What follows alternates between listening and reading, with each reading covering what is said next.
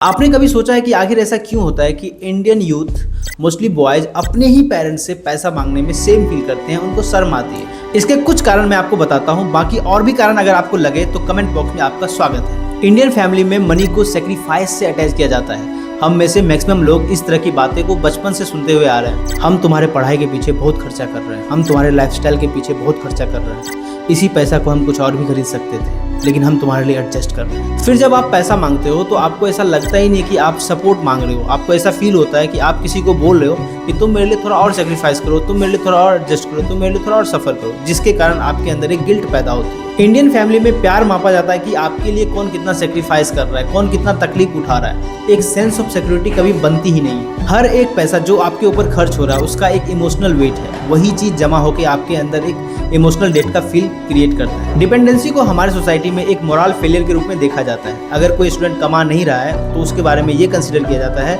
He is not yet useful, he is still consuming. फिर जब आप पैसा मांगने की सोचोगे तो वहाँ होती है आइडेंटिटी क्लैश। आपको लगता है कि आप बड़े हो चुके हो, आप एडल्ट हो चुके हो, लेकिन आपका वो बिहेवियर पैसा मांगने की आपको ये फील करवाती है कि आप अभी भी बड़े नहीं हुए हो, आप अभी भी डिपेंडेंट हो किसी के ऊपर। तो यहाँ जो आइडेंटिटी क्लैश होता है इसके कारण आपको बहुत बुरा फील होता है। सबसे ज्यादा इस चीज को बढ़ावा देता है कंपैरिजन। आपके पड़ोस में कोई शर्मा जी का लड़का अच्छा खासा कमाई कर रहा होगा, आपके पड़ोस में कोई वर्मा जी की लड़की अपने फैमिली की टेक केयर कर रही होगी और आप शायद अपने लाइफ में पढ़ाई कर रहे हो। तो आप अपना कंपैरिजन उनसे करो या आपके फैमिली मेंबर आपकी कंपैरिजन उनके साथ करें, दोनों ही केस में आपको एक ह्यूमिलिएशन का फीलिंग आएगा। फिर जब आप पैसा मांगने की सोचते हो तो ये सारी चीजें सबकॉन्शियसली आपके माइंड में घूम रही होती है और आपको अच्छा बिल्कुल भी फील नहीं होता। बहुत सारे केस ऐसे होते हैं जहां बचपन से ये ट्रेनिंग दी जाती है कि जब आप बड़े हो तो आपको पैसा मांगने में शर्म फील हो।